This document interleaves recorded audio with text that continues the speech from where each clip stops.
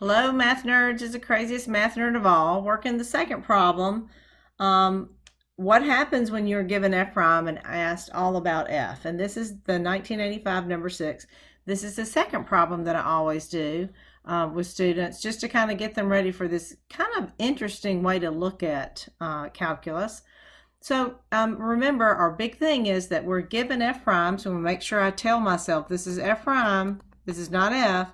So everything they ask me, I have to ask myself, how do I look at f prime and figure this out about f, and make a plan, and then look at the graph and answer the question. So part A, first of all, the stem of the problem, that's the part that's underneath the graph that's true for all pieces below, talks about that this is the derivative of f, not f, okay? And it also sets your domain to be -3 to 3, so we can't answer anything outside of that. Okay, so what do I know about a relative maximum? I can't read sometimes, that's all right, we're getting there. I'm a work in progress.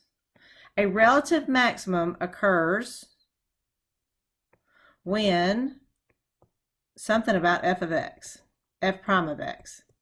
So what do we know about a relative max? So this is when you kind of think about, either in your head or do your little picture, what is the easiest relative max? And that's that upside down parabola. And so what do we know about f prime when that happens? Well, if you draw a tangent line on either side, and think about the slopes. The slope here is positive and the slope here is negative. So when I say slope, I'm talking f prime. So a relative maximum occurs when f prime changes from, and that's positive to negative. So I'm going to write that, from positive to negative. What I'm doing is I'm making a plan about what I'm going to do.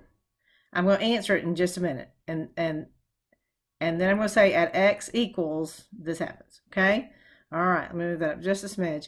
And then on part B, oh, I'm sorry, this is the second part of part A. It asked me 2 questions. So now I've got to tell them what happens when a relative minimum occurs when f prime of x. And so now I'm going to draw me another picture because I need a minimum in case I didn't know. If you know this, it sure does help, but sometimes we just need some visual. So there's your minimum right there. There's a relative minimum. And then if you draw your tangent line, what kind of slopes do you have? And you go from negative slope to positive slope. So a relative minimum occurs when f prime of x changes from negative to positive.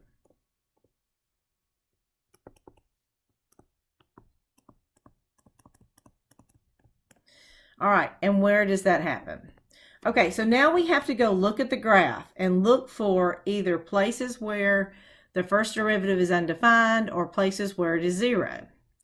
And so I see a 0 right here at -2. I see a 0 at 0, and I see a 0 at +2. So those are the 3 candidates for relative max or min. So around -2, I have a positive f prime, and the reason that's positive is because it's above the x-axis. So I'm looking at the y values of f prime. If f prime is positive, it's above the x-axis. So that goes from positive to negative, all right?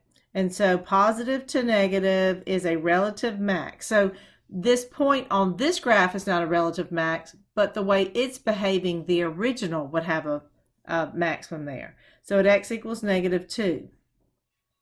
At 0, it's changing from below the axis to above the axis. So that is a minimum, and that's at x equals 0. And at x equals 2, the value of f prime is above and above. So that means it is not a relative maximum or minimum. That means it's something else. It does have a horizontal tangent there, but is not a max or min because it doesn't change signs. So we're finished with this analysis and we've answered the questions given to us. And notice that 2 is not an answer because it does not change signs. Okay? All right, let's go to the second piece. And this is going to be kind of hard because I don't have a lot of room. I'm going to put B up here because that way you can see the graph and everything as we're talking about. So B says, for what values of x is a graph concave up? So we know that f of x is concave up when f prime is doing what? Okay. So I have to go to the left part of the screen now here. I'm thinking, who is concave up and very easy? I'm going to do this. And I'm going to pick the side of the concavity where it's positive because that's easier for me. I know, crazy me. I've got to make things easy though, right? And so if you draw slopes, then you need to know how are the slopes changing. Because how are the slopes changing gives the graph its curve. And notice that they are increasing. This slope is small, it gets bigger and larger. So when the slopes, f prime, increase, we know that f is concave up because how the slopes change gives the graph its curve. So where is f prime increasing? So now you're looking at the slopes of this graph or how the y values are changing on this graph of f prime because I want to know where f prime is increasing. Well, from -3 to -1, that is not happening. But from -1 to 1, the y values of f prime are going up, which means f prime is increasing, which means that f is concave up. And also from 2 to 3, that is also happening. So I have 2 intervals. Oh, I'll say on. The intervals from -1 to 1, and I'm going to union that, sorry, and from 2 to 3. And notice I stopped at 3 because of the domain at 3, okay? And I guess I could make that closed, since that is a closed interval. And then for C, it says to use the fact that f of -3 is 0 to sketch a possible graph of this. All right, so I'm going to try to do this on the graph itself. All right, so I know that f of -3 is 0. F of -3 is 0, so I know that. And I know that there is a relative max at -2 and a relative min at 0. So if I do a max at -2, it doesn't matter where you put the max, it just has to be above -3. So I'm just going to put it somewhere to make it easy for me to draw. We don't have any other points. I just know there's a max there. There's a min at 0. And I'm just going to make the min easy to see. It doesn't matter where you put it, it just has to be below the maximum point. And then I know that there is something happening at 2, that there's a 0 slope, but notice that this whole interval from 0 all the way to 3 is positive. That means the graph must increase throughout the whole rest of the thing. So I'm just going to put it up here just to make it easy. And I know in my head that at 2 I have to make a 0 slope, okay? So every graph may be different here because of where you place your max and mins and your point at 2.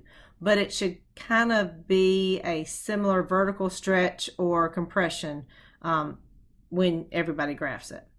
So again, it doesn't matter where on the graph you put the maximum, it just has to be above -3. It doesn't matter where you put the minimum at 0, it just has to be below the max. And it doesn't really matter where you put the point at 2, I'm trying to make it easier for me to graph this. That's why I chose those points. So that's not magic, I'm just trying to make it easy because I always try to make it easy on me if I can. So also, if I have to, let me make a plan in my head over here. Let me think again. If I have to increase, I'm thinking about this point, this is bothering me. So this is the point at 2. If I have to increase and have a 0, the only way I know how to do that is to do some kind of layout like that. And I believe that we said the graph is concave up from 2 to 3. So that means it's got to be concave down here and concave up here. So that's going to make that kind of be like an x cubed field. So I've got to make my concavity, my increase and decrease, and my max and mins all the same. So let's see. I'm going to do a sketch, and then if I don't like it, I'll change it. How about that? So remember, when we do that kind of that cubic-y thing. Well, I didn't do that very well. Let me do that again. Kind of make it, let me try that again. Kind of make it like zero slope. You see what I'm trying to do? I'm trying to make that cubic looking thing right there.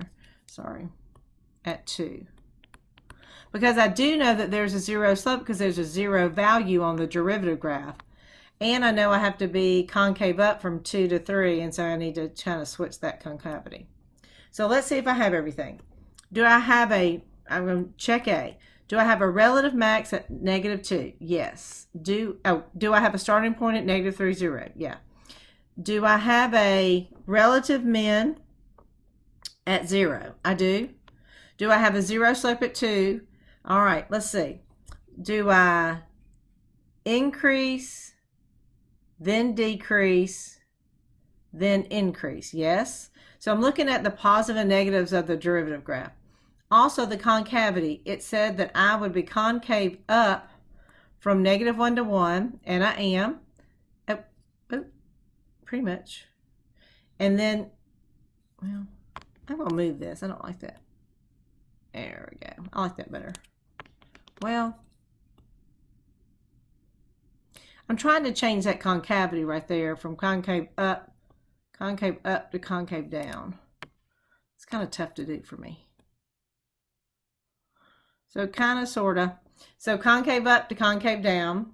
And then from -1 to 1 is concave up, and then that's concave down, then concave up. So I've tried to go through and stick to all the things that I talked about in A and B and make sure they happen on the graph. So again, this is not a perfect graph, it's just a sample. And when somebody's grading this, they're going to look for all the little check marks that we did. Our max and min and our little horizontal layout. Well, hope this has been helpful. Thanks, and keep on going. Try a few more. Bye-bye.